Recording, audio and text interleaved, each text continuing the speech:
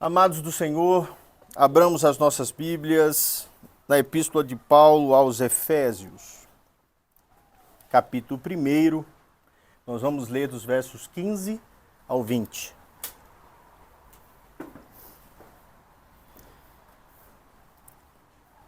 Diz assim a santa palavra de Deus.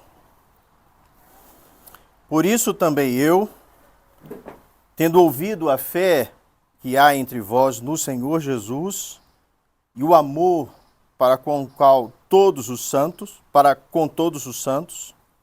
não cesso de dar graças por vós, fazendo menção de vós nas minhas orações,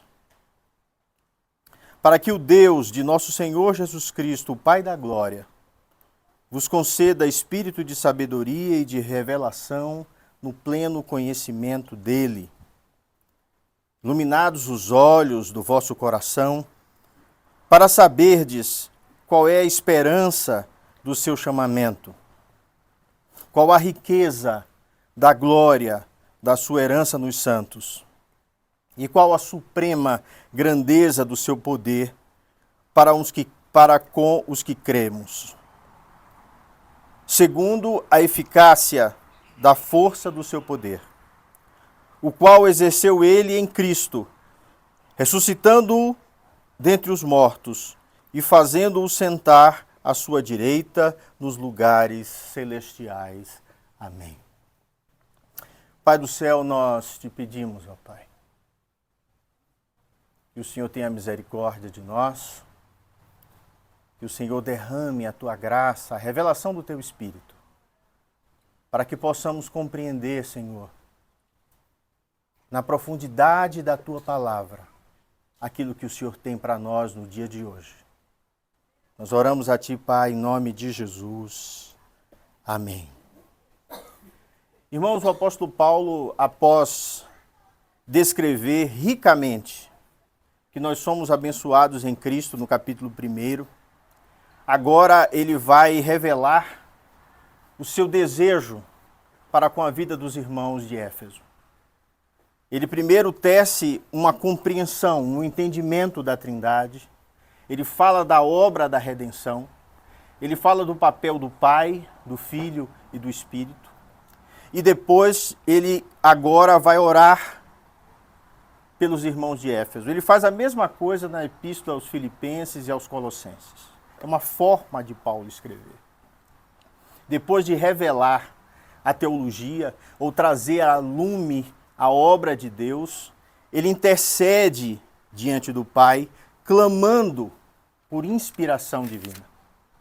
Clamando para que aqueles irmãos que vão receber aquela carta sejam iluminados nos seus corações e percebam a grandeza de tudo aquilo que Jesus fez na cruz por eles.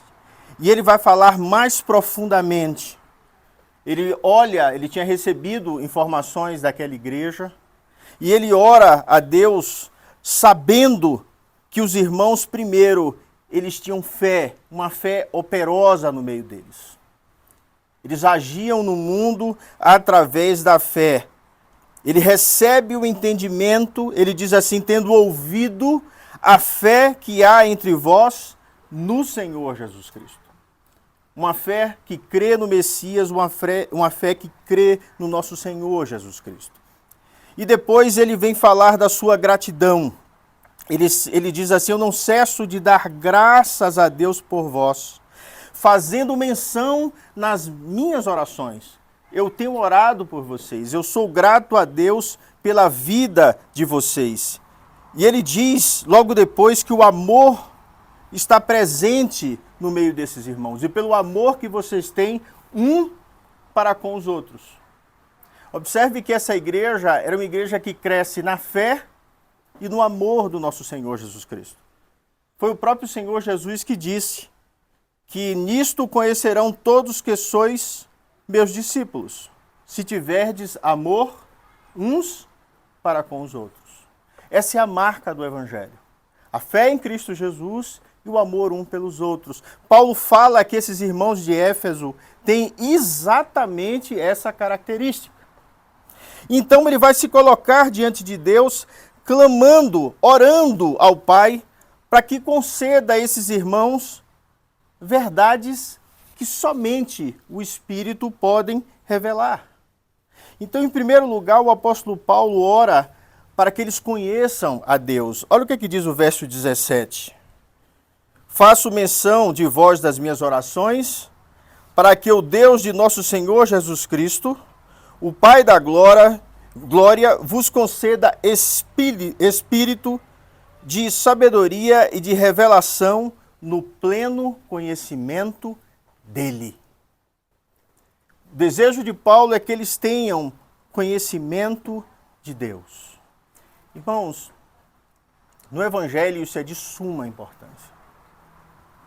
Talvez aquilo que seja mais importante não é sabedoria humana, não é poder humano, não é nada que venha da nossa carne que vai revelar essa verdade. Essa é uma verdade que vem do alto e que vem dos céus.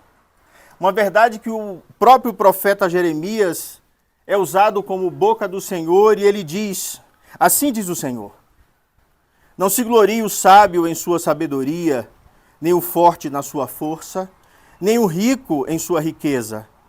Mas quem se gloriar, glorie-se nisto, em compreender-me e conhecer-me, pois eu sou o Senhor.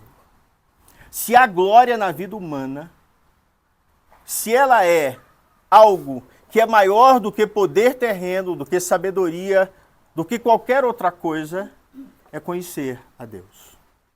Saber quem Ele é. Conhecer a Deus no Evangelho, irmãos, é a própria vida eterna.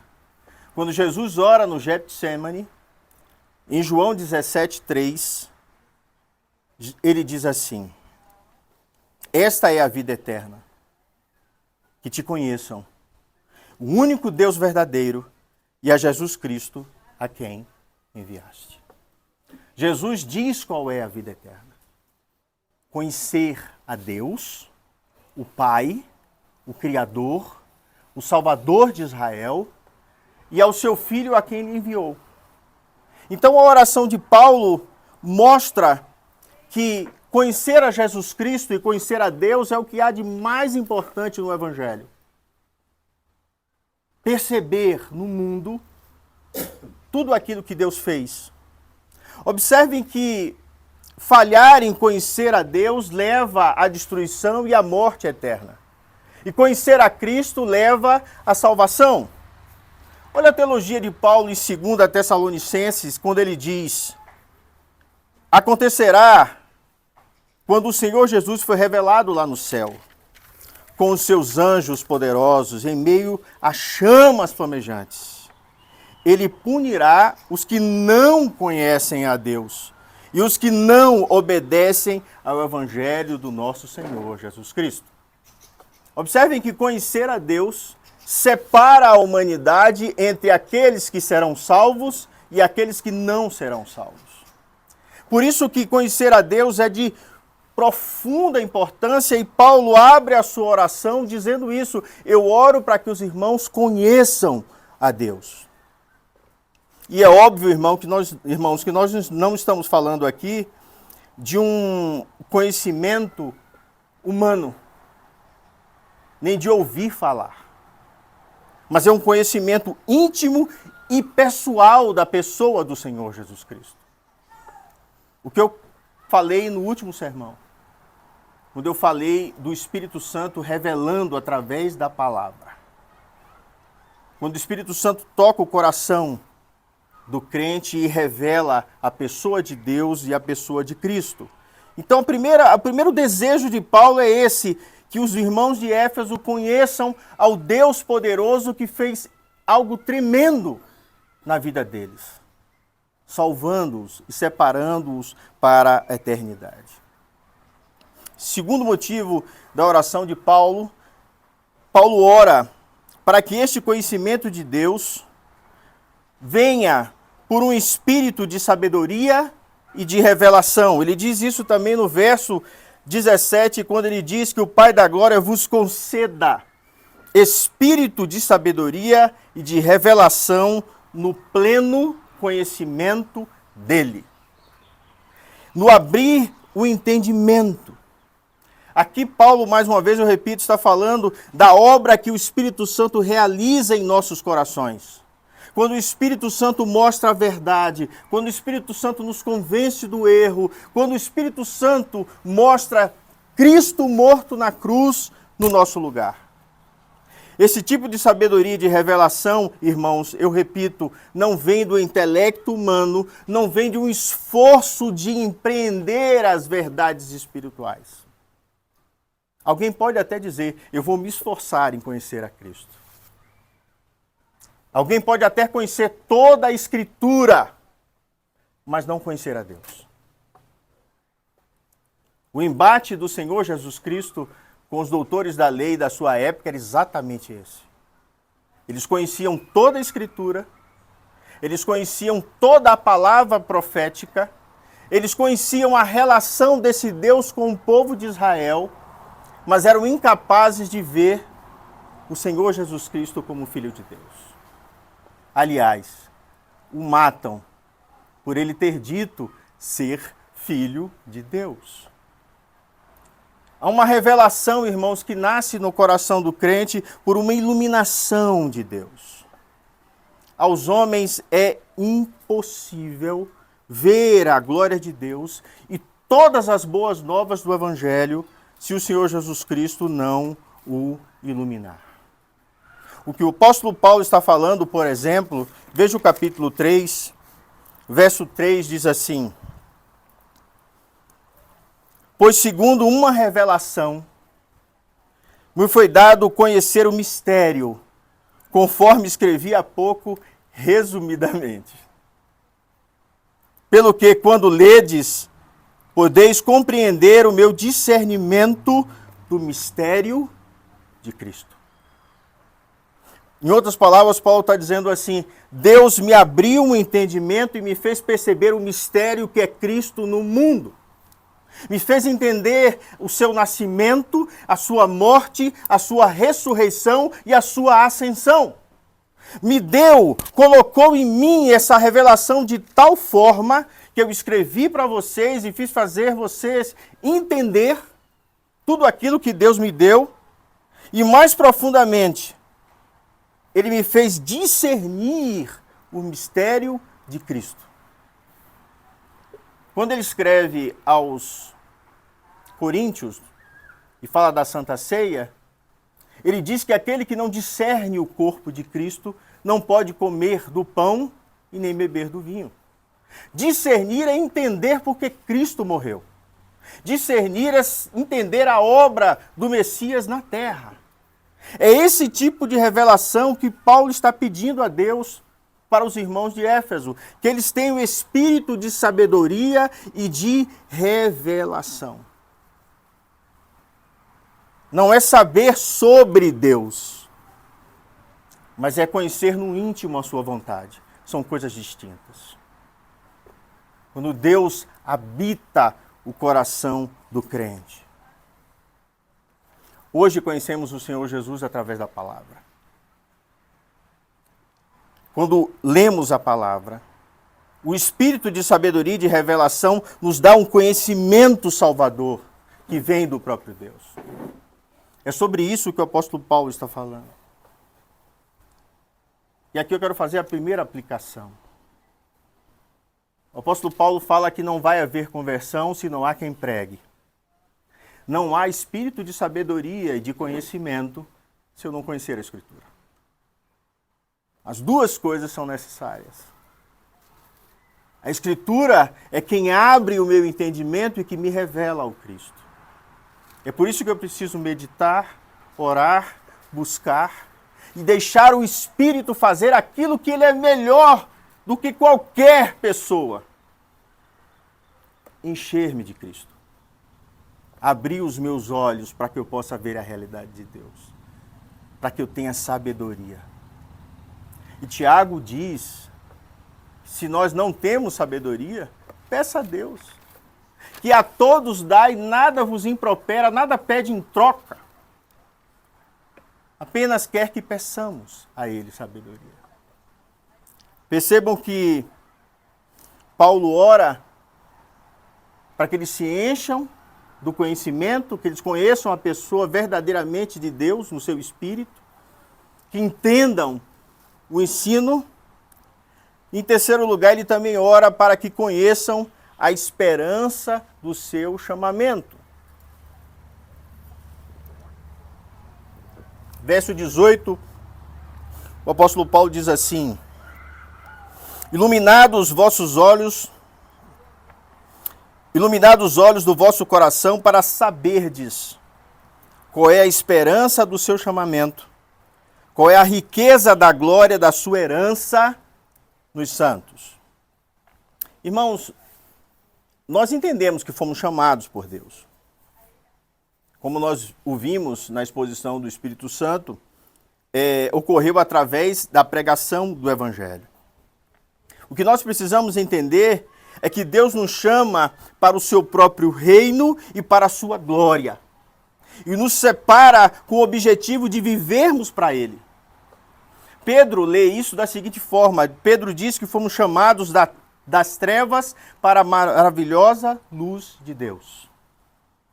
Saímos do mundo, saímos do entendimento comum e passamos a entender a esperança do nosso chamado. Por que eu sou crente? Qual a expectativa que há no meu coração? Paulo tem um desejo expectante aqui.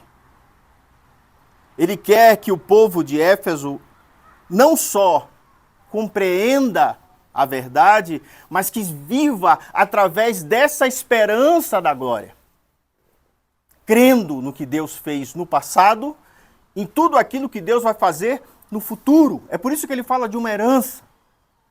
E é isso que nos move na terra. Um propósito maior de viver eternamente com Deus. Um propósito maior de sermos transformados cada dia.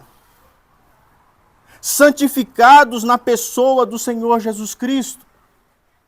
Como Paulo revelou nos versos 4 e 5. Falando que nós fomos chamados para sermos santos e irrepreensíveis perante Ele em amor. Para vivermos novidade de vida, para sermos transformados pelo poder de Deus e para termos uma herança nos céus. Percebe? Paulo faz uma construção que fala do passado, do que Deus fez, fala da vida que temos hoje na presença de Deus e fala de uma glória futura a qual nós olhamos, vislumbramos e criamos esperança. É por isso que nós não nos quedamos. Se os nossos olhos estiverem somente neste mundo, se os nossos olhos estiverem apenas no que está acontecendo agora, irmãos, não vamos conseguir chegar no final da nossa caminhada. Então Paulo já ora antes e pedindo que Deus revele qual é a esperança que há nos céus. E ele vai descrever um pouco isso no capítulo 2, verso 19, quando ele diz que já não sois estrangeiros e peregrinos, mas concidadãos dos santos e sois família de Deus. Irmãos, isso é lindíssimo. Nós já habitamos a Jerusalém celeste. Gentios e judeus juntos, somos a família de Deus.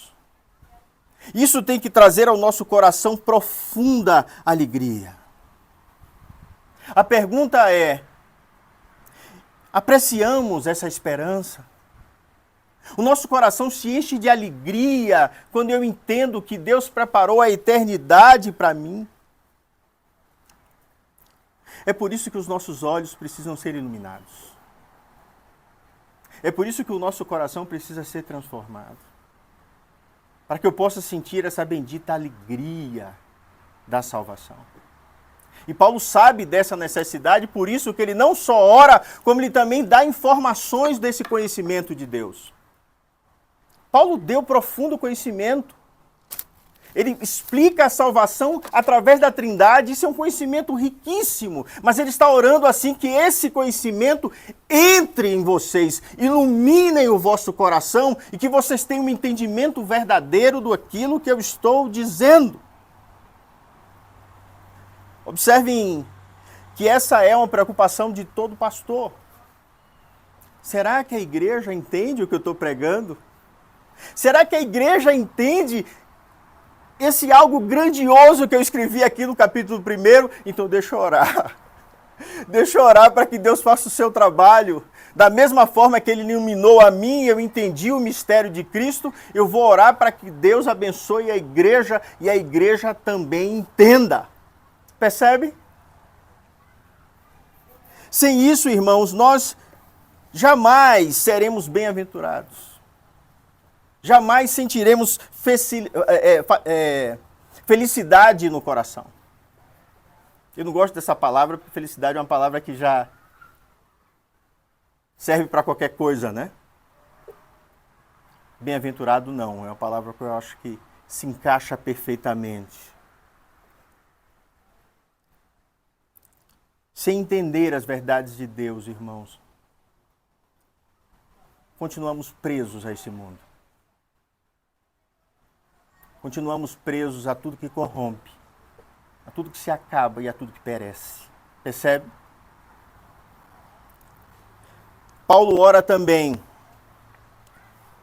para que os irmãos de Éfeso conheçam as riquezas da herança de Deus.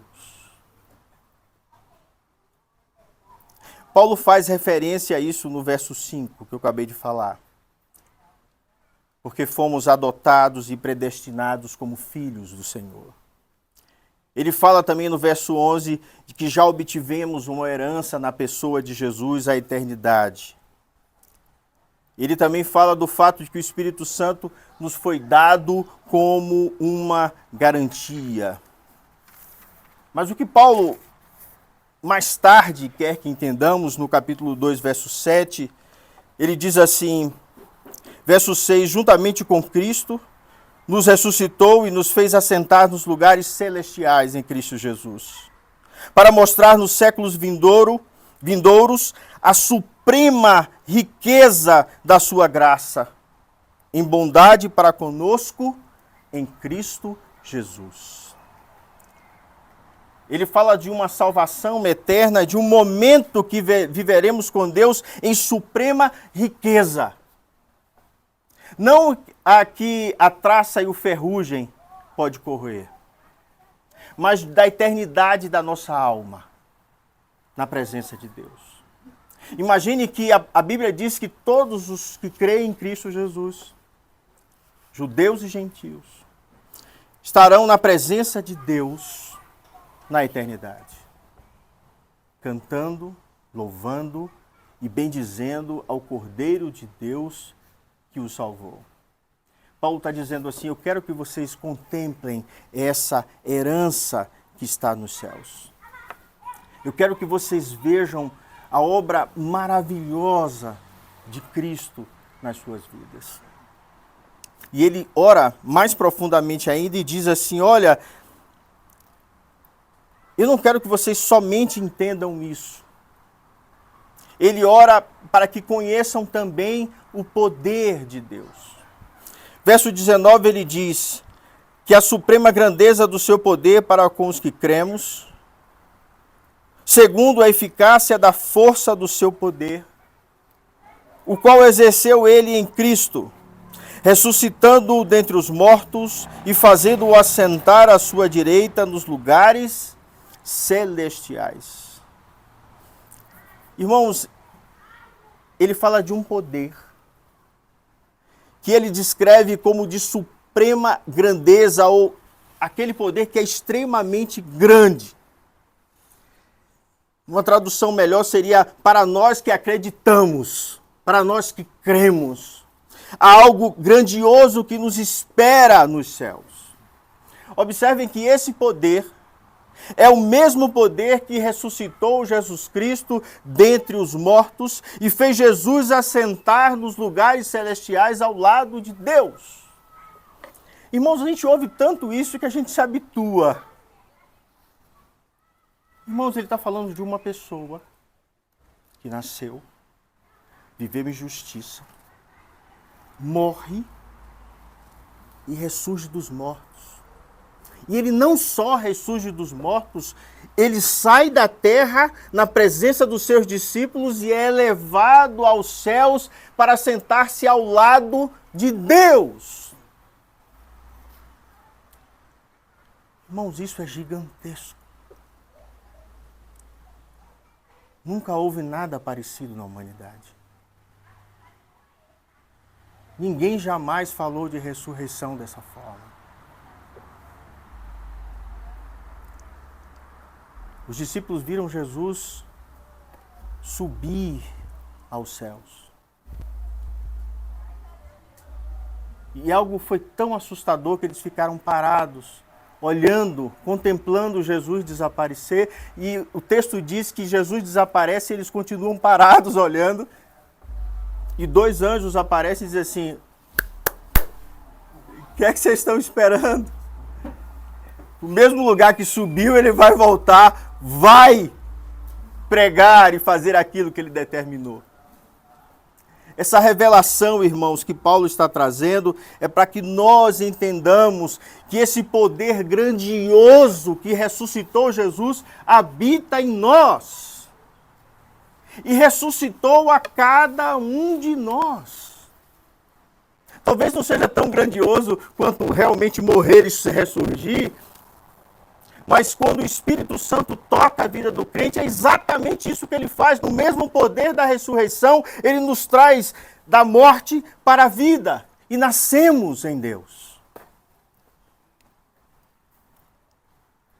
Esse grande poder que o apóstolo Paulo está falando, ele continua falando no capítulo 2, verso 1, quando ele diz: ele vos deu vida, estando vós mortos nos vossos delitos e pecados, nos quais andastes outrora, segundo o curso desse mundo, segundo o príncipe da potestade do ar, do espírito que agora atua nos filhos da desobediência, entre os quais também todos nós andávamos outrora, segundo as inclinações da nossa carne, fazendo a vontade da carne e dos pensamentos, éramos por natureza filhos da ira, como todos os demais. Mas Deus, olha que lindo, sendo rico em misericórdia, por causa do grande amor que nos amou, e estando nós mortos em nossos delitos e pecados, nos deu vida juntamente com Cristo. Pela graça, sois salvos. Paulo está orando para que esses irmãos entendam essa verdade profunda de ser vivificado e ressuscitado na pessoa de Cristo, para que possamos viver novidade de vida. Na teologia paulina, que ele escreve aos Colossenses, isso ocorre quando nós somos sepultados no batismo. Quando o Senhor morre e é enterrado, no batismo somos enterrados nós mesmos, dos nossos pecados, para ressurgirmos, mediante a fé, no poder de Deus, para uma vida nova sobre a terra. Irmãos, isso é tão profundo e nós falamos sobre isso como se nada fosse. A preocupação de Paulo é tão grande que ele ora para que o coração daqueles irmãos seja aberto o entendimento. No capítulo 3, verso 16, ele diz assim: para que, segundo a riqueza da sua glória, vos conceda que sejais fortalecidos com poder, mediante o seu espírito no homem interior. A oração de Paulo é que o poder da ressurreição de Deus transforme a nossa vida de tal forma que sejamos fortalecidos com poder para viver nesse mundo segundo a vontade de Deus. Fomos renovados por esse Espírito Santo. Esse Espírito Santo opera de forma poderosa em nós, como vimos no verso 16. O verso 20 diz: ora, aquele que é poderoso para fazer infinitamente mais do que quanto pedimos ou pensamos, conforme o seu poder que opera em nós. Irmãos, o que o apóstolo Paulo fala é tão grandioso, que ele diz que Deus pode fazer mais do que tudo aquilo que ele está dizendo. E ele está dizendo, Deus é maior ainda. Ele é maior do que tudo que eu possa pensar ou pedir. Ele está dizendo assim, não há impossíveis para Deus. E esse poder de Deus opera em vós, o vosso homem interior. Paulo está orando, irmãos, para que nós cresçamos em Cristo. Para que o poder de Deus no nosso interior transforme a nossa vida, para que vivamos novidade, transformação, e para que tenhamos força no mundo. Tanto é que no capítulo 6, nós vamos chegar lá, ele vai orar para que Deus coloque, para que coloquemos sobre nós a armadura de Deus. Ele fala, ele cresce na sua carta, mostrando que todo o preparo é para que lá no final aprendamos a lutar contra o diabo. Todo o preparo da carta é para que sejamos cingidos pelo Senhor, transformados pelo Senhor. Para que tenhamos como uma roupa, uma armadura que me dá fé, me dá verdade, me dá evangelho, me faz caminhar sobre a terra, me dá um escudo e que me faz caminhar sobre a terra de tal forma que o poder da ressurreição de Cristo habita e exala a partir de mim. É grandioso demais o que ele está falando, irmãos. Ele está falando que Deus, aquilo que Deus é capaz de fazer. De outra forma, Paulo está dizendo assim, ore como se tudo dependesse de Deus, mas trabalhe como se tudo dependesse de você. Busque esse entendimento. A minha oração é que Deus realmente se revele a você, faça com que você o conheça, que você o entenda, que você entenda tudo aquilo que Ele te entregou com sabedoria, com graça, com entendimento, que você olhe para a herança eterna e que você perceba tudo que Deus colocou na sua vida. Ele ora desejando ardentemente que eles entendam a esperança do chamado de Deus para a vida deles. Que eles entendam o poder de Deus que opera na vida deles. Irmãos, o que faremos nós diante disso? Eu lembro, no início do meu pastorado, em Santo Antônio de Jesus, na Bahia. E eu já tinha estudado no seminário todo o Novo Testamento. Já tinha estudado acerca do poder da ressurreição, o poder da cura. Eu tinha estudado que no nome de Jesus nós curamos enfermos. Eu tinha estudado tanta coisa. Mas no ministério eu percebi que várias daquelas verdades não tinham decantado ao meu coração. Eu entendia como um ensino que recebi, mas isso não era uma verdade na minha vida. Paulo está orando justamente por isso. Quantos enfermos vinham à igreja e diziam assim, pastor, por favor, ora por mim, agora, porque eu tenho um tal problema e eu preciso que o Senhor ore por mim. E eu confesso aos irmãos que eu já fiz orações em que eu acreditava profundamente que aquela pessoa ia ser curada naquela hora. Eu confesso.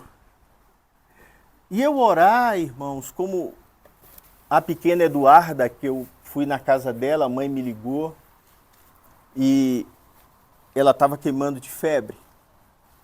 E já tinha acontecido 2 vezes isso. Aliás, essa era a segunda vez que estava acontecendo. E na primeira, deu-se remédio, fizeram tudo com a criança e não passou a febre.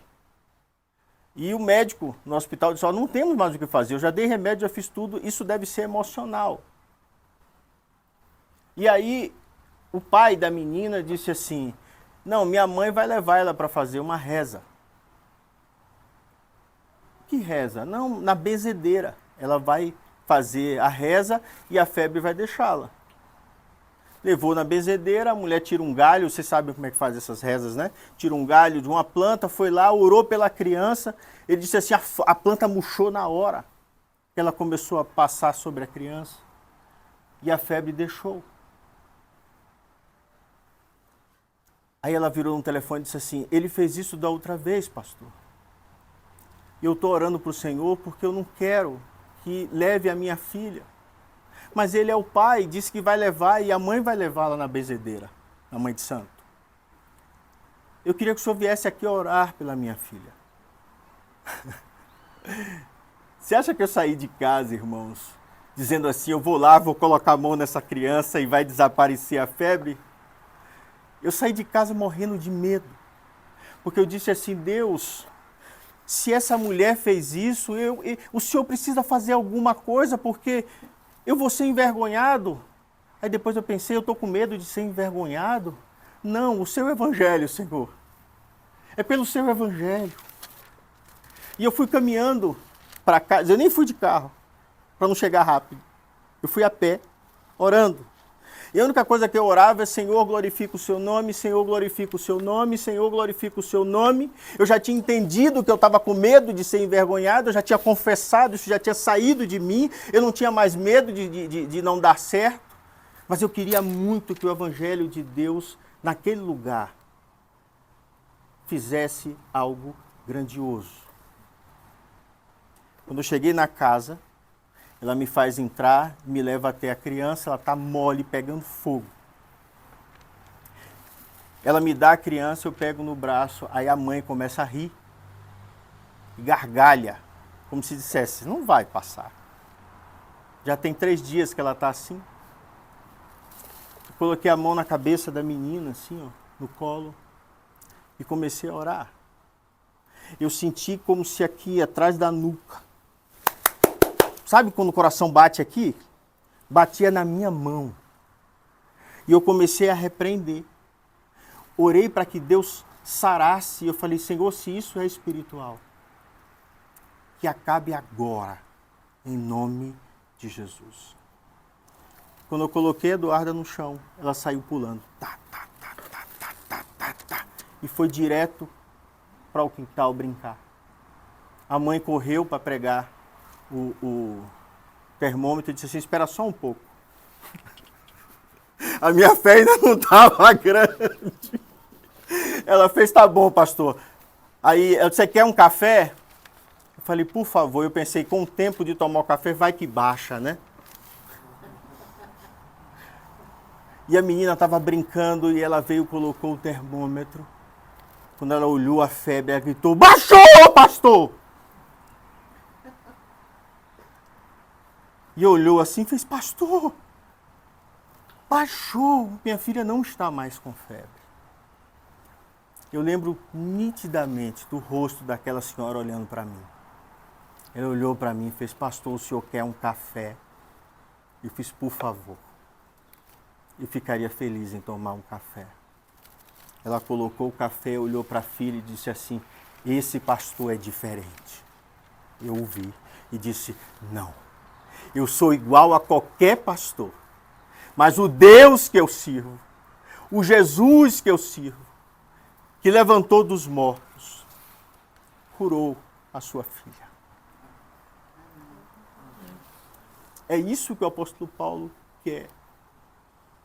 Que os nossos olhos sejam iluminados e que a gente creia do fundo da nossa alma e não só uma coisa que aprendemos e ouvimos e ouvimos no sermão, como diz Tiago, ouvimos e quando saímos daqui esquecemos. Esquecemos da aparência de Cristo, esquecemos da força do seu poder, esquecemos do poder da ressurreição que opera em nós, esquecemos de tudo. O que ele quer é que o Espírito Santo coloque isso no coração dos irmãos de Éfeso e nosso coração de tal forma que quando algo desse tipo acontecer, nós oremos com força, com autoridade, com fé e com poder que ele nos deu. Vamos orar? Pai do céu, obrigado, Senhor. Porque o Senhor nos fez conhecer o poder que opera em nós. E tem nos feito conhecer, Senhor, na caminhada da nossa vida. Nos fez conhecer a Deus, nos deu esperança no nosso chamado, nos fez conhecer as riquezas de Deus na nossa vida e tem nos mostrado, Senhor, o Teu poder de forma maravilhosa, Senhor. Ó Deus, opera, Senhor, nos nossos corações para que conheçamos a vontade de Deus. Opera, Senhor, nos nossos corações para que tenhamos compreensão, apreciação e zelo e amor pela Sua palavra. E que apliquemos na nossa vida diuturnamente, Senhor, de tal forma que Cristo viva poderosamente em nós, Senhor. Derrama sobre nós a oração do apóstolo Paulo.